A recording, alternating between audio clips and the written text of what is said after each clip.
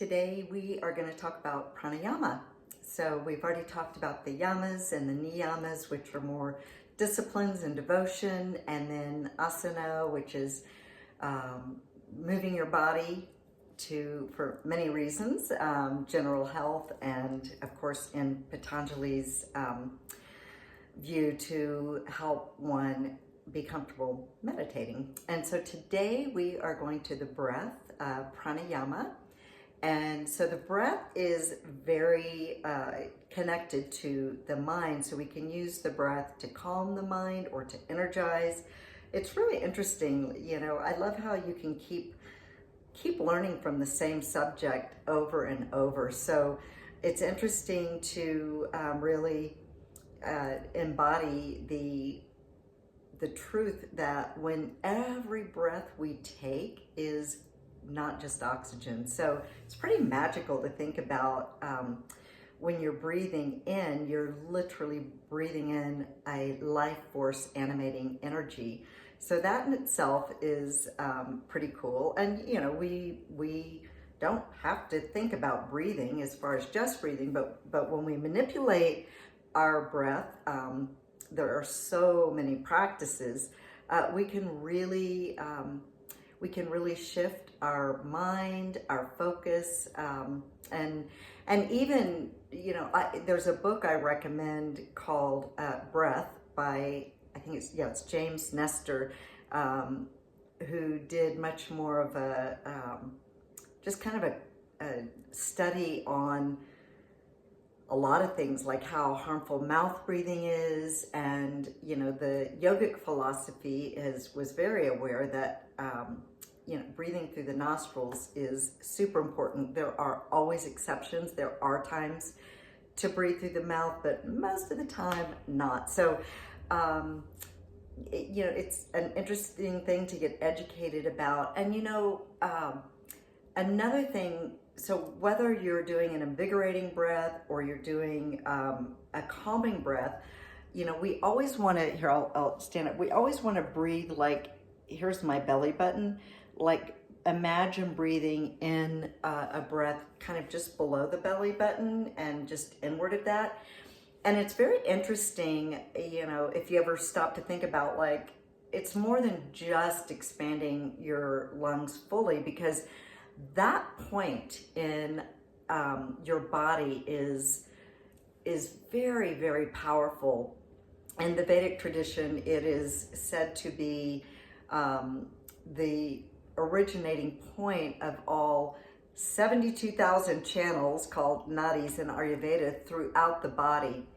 And so now that I understand that more, it makes a lot of sense to be directing your energy there, because, the thing that causes us to not be well is any stagnation in any channel. And when you really take that in, that there are 72,000 channels and they're all beginning there, it makes sense to pay attention to that point. And what's interesting too, and as I was learning in Ayurveda, so we have these 72,000 points, channels, but the most important is the Sushumna Nadi, which is right like along the spine. It's not the spine, but it's the energy channel, from crown to root. And so, it's a lot of these practices are to actually strengthen that main channel, that main, nadi. And so it's about checking in with yourself on what your energy is telling you. So if you're wanting to experience more energizing effect, I do think the Kundalini practices, the Kundalini yoga practices are great because they're very focused on the breath and often on a more energizing breath. And so, but that's not always the right thing for someone. And what I really appreciate understanding, I've seen, and I've done it myself, like just trying too hard with that Kundalini breath practice. And it's really not meant to be like that. Like, you know, you can do the, where you're pumping your navel point. So it's like, you probably won't be able to tell how I'm doing, but I'll just kind of demonstrate. So it would be like a, so it's like you literally, you're not like forcing your belly button in and out, but you're just having this expansion and contraction that's very intentional. And that can really be effective in getting things moving. And then of course, well,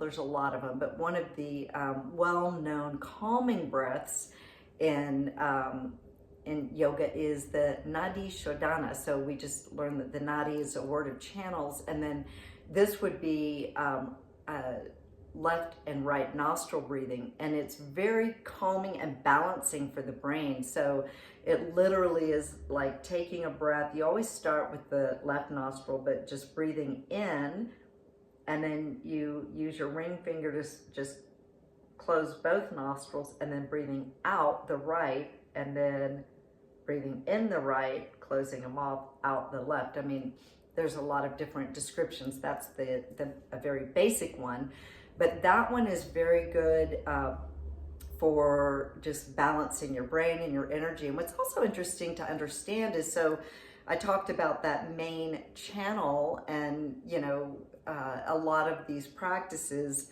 like the Kundalini breath is to activate the energy to flow up through that channel. And again, you know, you don't want to force things. You know, there are people who have hurt themselves trying to have a Kundalini experience. So I would not have that be the goal. I would just have the goal be to start learning how to manipulate your breath to affect your mind and how you're feeling.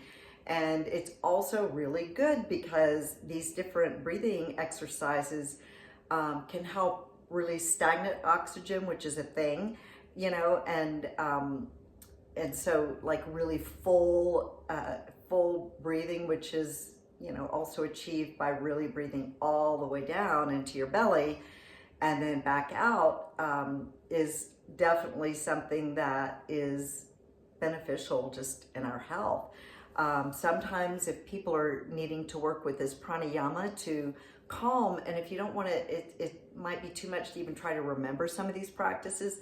Literally, it's shown that if you put a hand on your heart and a hand on that lower belly and just do some like slow, deep breathing where you want to actually feel the lower hand is the one that's moving, because if it's your upper hand, then you're doing shallow breathing, which is triggering the brain for more anxiety, which is really not what you want. So, so you want to actually feel that lower hand, but it's also a gesture that signals to the brain that, you know, that everything's okay, and to try to help it calm. So, you know, breath is a big deal. And like, even if you don't do specific yoga practices, learning how to work with your breath is very beneficial, you know, at again, just the level of like, you know, just making sure that we're getting, you know, a full inhale and a full exhale to support our health,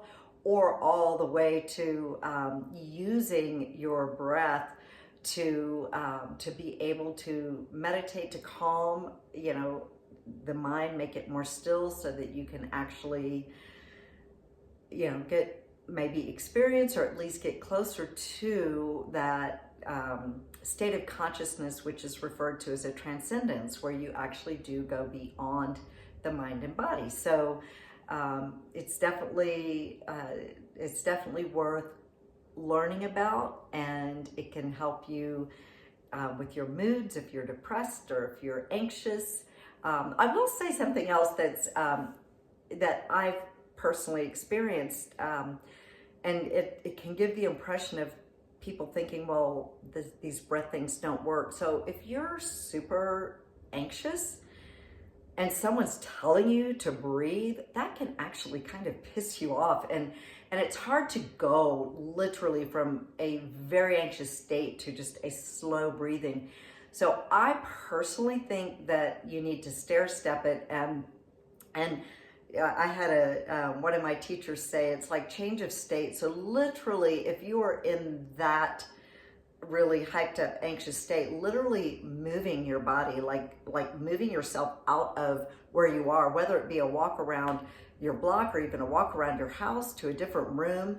And within that, you can start tuning into your breath. But again, it can be really hard if you're very agitated to immediately go into slow belly breathing. Yes, that can be the goal, but you might need to literally move your body, move your energy physically before you can get there. So hope this is helpful, and pay attention to your breath, and either through a teacher from Ayurveda or yoga or other wonderful ancient wisdom traditions out there, or go get that book by James Nestor called Breath. It's really fantastic. So enjoy, and enjoy your breath.